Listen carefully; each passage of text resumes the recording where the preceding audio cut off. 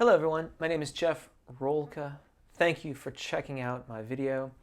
Last week I released a video, Community Questions 20, and in it I addressed all sorts of different questions regarding singing technique, a variety of different things. And while I was working on those answers and making that video, there was an overarching concept that I felt has been left out.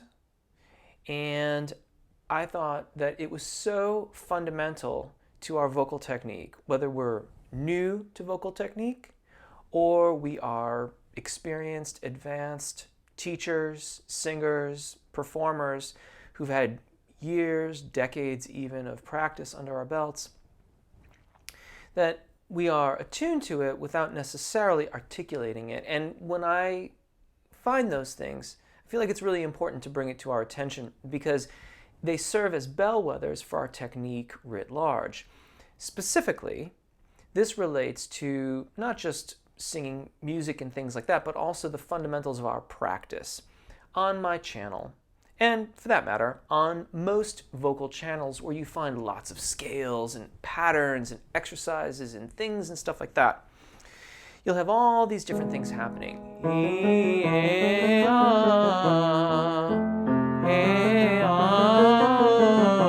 Or also,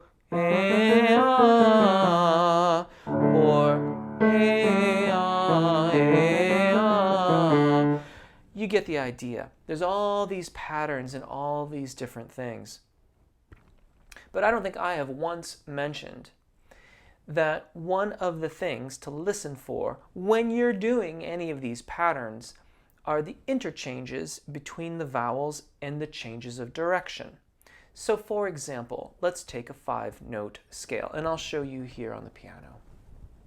Just nice and easy. If I play the scale, there's a change of direction at the 5th.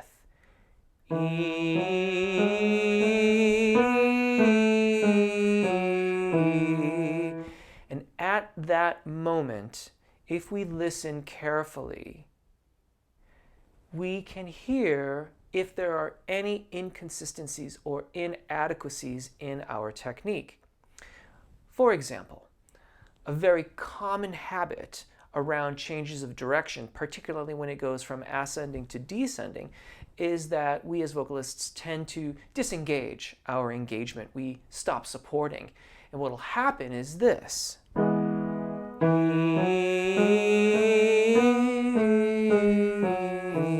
Where there is a drop-off in volume, the tone quality can change, the intonation can dip on us, we can go too low too quickly. And this is even worse when we are singing songs or patterns that go above our secondo passaggio, over the break in the parlance of our times.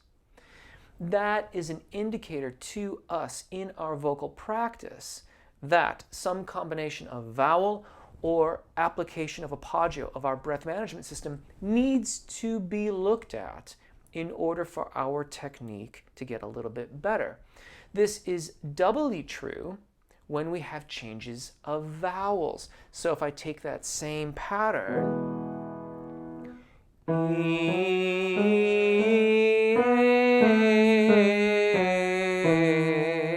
and I change vowels at the 5th scale degree, if there are vowel alignment issues, in other words, the vowels aren't performing the same, if there is that same disengagement in the air column when I'm changing direction,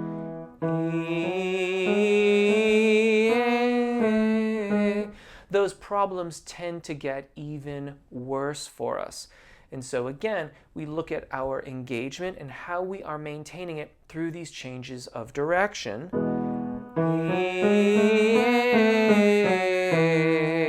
So that we get a nice consistent performance, a nice consistent response from our voice through that change of direction. It can even occur when there aren't changes of direction, just changes of vowel. You can hear a gap when the vowel change occurs. For example, if I just sing one pitch,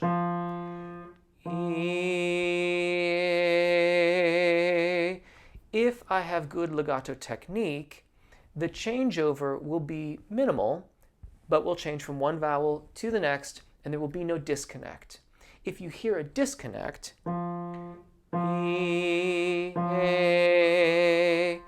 most likely the flow of air is stopping momentarily. This is problematic because our voices perform best when the flow of air remains constant. This allows the vocal fold to stay adducted or closed, and that gives us the most consistent response from the mechanism. This is especially helpful if we're working on phrases that go into the upper register of our voices. So in summary, when you are doing your scales, when you are doing your vocal practice, evaluate those elements in the changes of direction and the changes of vowels in on my channel, the warm-ups, in your vocalizations, in your vocal practices. If you hear gaps between vowels, if you hear a gap at the change of direction, by way of example, if you hear any kind of dropping off after you change direction, or a dramatic change in vowel quality, even if the volume remains roughly consistent,